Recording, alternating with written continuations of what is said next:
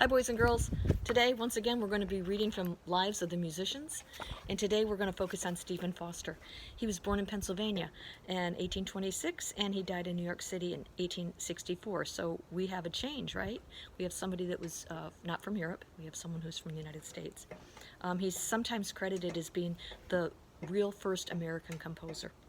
If you had entered the Eagle Ice Cream Parlor in Pittsburgh, Pennsylvania one day in 1847, you might have been part of the first public audience for a nonsense song called Oh Susanna. How many of you have ever sung that before? Within 2 years, it was the most popular song in America.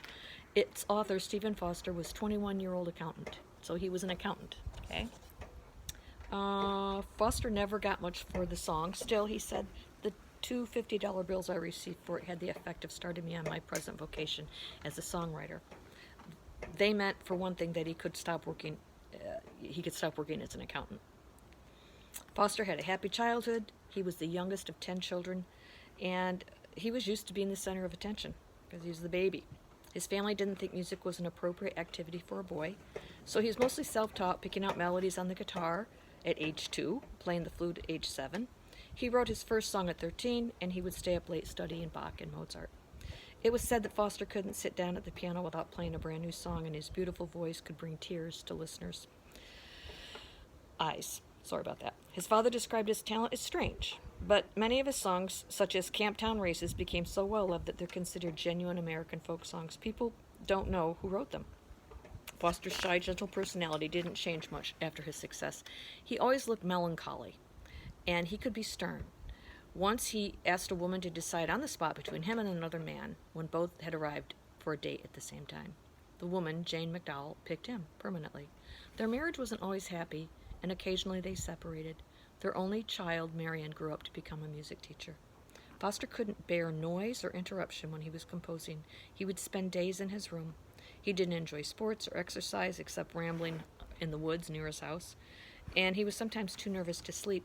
He loved to read Edgar Allan Poe, and he took his daughter to theaters frequently, but he would leave in the middle if the music was poor. Foster had simple taste. He could make a meal of apples or turnips using his pocket knife to peel them. He was a constant smoker. Again, back then, I don't think they knew it was bad for you. Foster always spent more than he earned, and he never earned a great deal. Many people think his publishers cheated him. So I want you to think about all the composers we've read about and how many of them that you can remember spent more than they earned, if there's a trend there. The last year of his life was his most prolific. He had 46 new songs published. Unfortunately, none of them were memorable except for Beautiful Dreamer, said to be his last song. He could write a song in the morning, sell it in the afternoon, and spend the money in the bars at night. Oh dear. He frequently performed his Hard Times Come Again No More near the end of his life when he himself had fallen on hard times and was ill with tuberculosis. And again, we've talked about some of those diseases where they didn't have antibiotics, so something like tuberculosis was very dangerous. One night while washing himself, he fainted, and he cut his throat on the wash basin. He was taken to the hospital where he died at age 38. His worldly possessions consisted of some clothes and a purse. The purse contained 38 cents and a slip of paper on which Foster had written, "Dear friends and gentle hearts."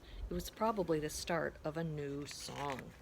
Okay, so this is a caricature of what he looked like. There's probably a lot of his songs that, you've heard here and there throughout your life. They're kind of old-timey, but they're like popular American folk songs. So if you want, you can go on Pandora and look up some of them. Hope you enjoyed it. See you soon.